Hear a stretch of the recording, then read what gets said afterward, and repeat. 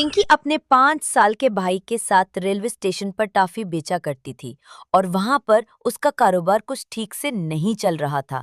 इसीलिए वो फिर से सड़क पर ही टॉफी बेचने लगी। थोड़ी दूरी पर एक पिज़्ज़ा के ठेले पर बहुत सारे लोग पिज़्ज़ा खा रहे थे। पिंकी ने ये देखकर कहा, भला इतने सारे लोग यहाँ क्या खा रहे हैं? ये क्या है? ये सोचकर पिंकी इससे खरीद कर पिज़्ज़ा खाने लगी। इसे वो बहुत मजेदार लगा। अरे वाह, ये तो बहुत मजेदार है। पता नहीं इसे कैसे बनाते होंगे। ऐसा सोचते हुए अपने भाई को भी खुला के वो घर चली जाती है। अगली सुबह जब भाई ने उससे खाना मांगा तो पिंकी उससे कहती है, रुक जा मेरे भाई, तेरे लिए ही तो खाना बना रही हूँ। फिर उसने अपने भाई को खाना खिलाया और खिलाते खिलाते सोचने लगी, मुझे जल्द से जल्द कोई और काम ढूंढना होगा। इस काम से तो कोई फायदा नहीं हो रहा, कुछ करना होगा। वो ये सोच ही रही थी कि अचानक उसे कल खाया हुआ पिज़्ज़ा याद आया। मुझे ये पता लगाना होगा कि वो कैसे बनाते हैं और मुझे खुद बनाना होगा। वो ये सोचकर भाई को साथ में लेती है और पिज़्ज़ा बनाने वाले के पास जाती है। अंकल, आप ये कैसे बनाते हो? अगर मुझे बताओगे तो मैं भी पिज़्ज़ा बनाकर बेचना चाहती हूँ। उसके ऐसा पूछने पर आदमी ने कहा, अच्छा, तो तुम मेरी बराबरी करना चाहती हो? सुबह सुबह जाओ यहाँ से, मेरा दिमाग मत खराब करो। उसने उसे डांट कर दूर जाने को कहा। ऐसी बात नहीं है, एक दफा मेरी बात तो सुनो। वो ऐसा कह ही रही थी कि उसने धक्का मार दिया। इतने में वहाँ से गुजर रही एक औरत ने उसे देखा। अरे क्या हुआ बेटा? और आप इस बच्ची को क्यों धक्का दे रहे हैं? उसके पूछने पर उस आदमी ने सारी बात ऐसे बता दी। तब उस औरत ने कहा, आप भी हद कर रहे हैं।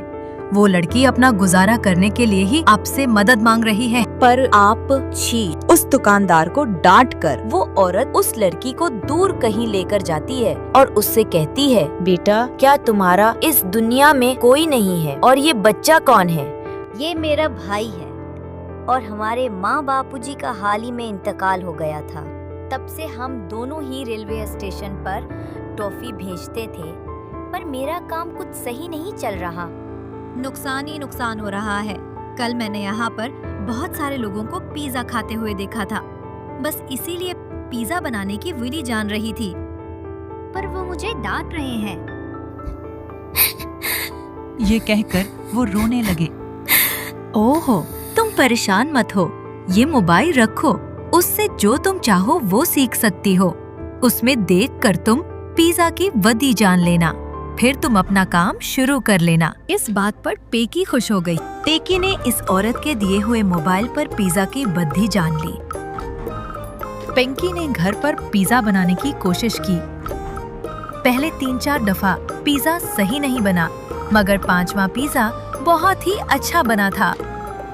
पिंकी बहुत खुश हुई। भाई, अब ये पिज़्ज़ा बहुत अच्छा बन गया। अगर हमारा ये वाला काम चल गया तो हमारी तो जिंदगी ही बदल जाएगी। ये सोचकर अगले ही दिन रेलवे स्टेशन पर जाकर उसने पिज़्ज़ा बनाना शुरू कर दिया। गरम गरम मजेदार पिज़्ज़ा लीजिए, गरम गरम मजेदार पिज़्ज़ा लीजिए। इस तरह आवाज देकर वो लोगों को पिज़्ज़ा बेचने लगी। बहुत कम दाम में दे रही थी, इसी वजह से काफी लोगों ने खरीद लिया। बहुत ही कम टाइम में सारे पिज़्ज़ा खत्म हो जाने की वजह से वो घर जल्दी वापस लौटी। इस तरह हर रोज वो पिज़्ज़ा से बहुत सारे पैसे कमाने लगी।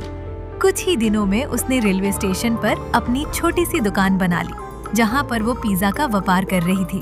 उसका पिज़्ज़ा का व्यापार दिन दुगनी रात चुगनी हो रहा था। इस सब के पीछे उस औरत का हाथ था। ये सोचते हुए वो घर लौटी। अपने माँ बाप की तस्वीर के सामने खड़े होकर उसने कहा, माँ पापा जी, आप दोनों के बिना हमारी जिंदगी एकदम दरबुल हो गई है। आज हम 3 वक्त की रोटी खा पा रहे हैं, उन सब में भी उस औरत का हाथ है।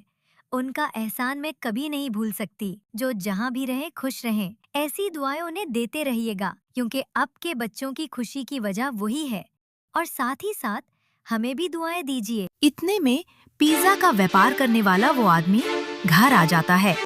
ए लड़की, आज के बाद तू पिज़्ज़ा का व्यापार नहीं करेगी। अगर ऐसा किया तो तुझे और तेरे भाई को मार दूंगा। क्यों भला मैं आपकी बराबरी में ठेला थोड़ी लगाती हूँ। मैं तो रेलवे स्टेशन पर पिज्जा बेचती हूँ। तुमने वहाँ पर शुरू किया है, इसी वजह से तो कोई मेरे पास से नहीं खरीद रहा। इतने में पिंकी की मदद करने वाली वो औरत वहाँ पर आई। तुम ऐसे ही कोई बदमाशी करोगे, इसी वजह से मैं हमेशा पिंकी पर ध्यान रखती। तेरा कहा मैंने सब रिकॉर्ड कर लिया है, पुलिस को ये सब सबूत दे दूंगी। अरे नहीं नहीं नहीं, ऐसा कुछ मत करना, कुछ नहीं करूँगा, मैं जा रहा हूँ। ऐसा कहकर वो घबरा कर वहाँ से चला गया। पिंकी रोते हुए उस औरत के गले से लग जाती। बेटा, तुम्हें घबराने की कोई जरूरत नहीं, जब भी जरूरत हो मैं यही पास नहीं रहती हूँ और सब ठीक हो जाएगा। मैं चाहती हूँ तुम्हारा बड़ा नाम हो। इस तरह इस औरत ने उसको हौसला दिया। पिंकी बहुत खुश हुई, जैसे उसने कहा था। सच में पिंकी का बहुत नाम बना। इतनी छोटी उम्र में पिज्जा का कारोबार करने वाली ये एक अकेली लड़की थी, इसलिए न्यूज़ में भी इसका नाम आने लगा। पिंकी उन सबसे बहुत खुश हुई। उसे आगे बढ़ता देख इस औरत को भी बहुत खुशी हुई। इस तरह पिंकी को उसकी मेहनत का फल। अगर आपको ये वीडियो पसंद आया है तो प्लीज लाइक, सब्सक्राइब, कमेंट्स करें इस वीडियो पर और हाँ, शेयर करना भी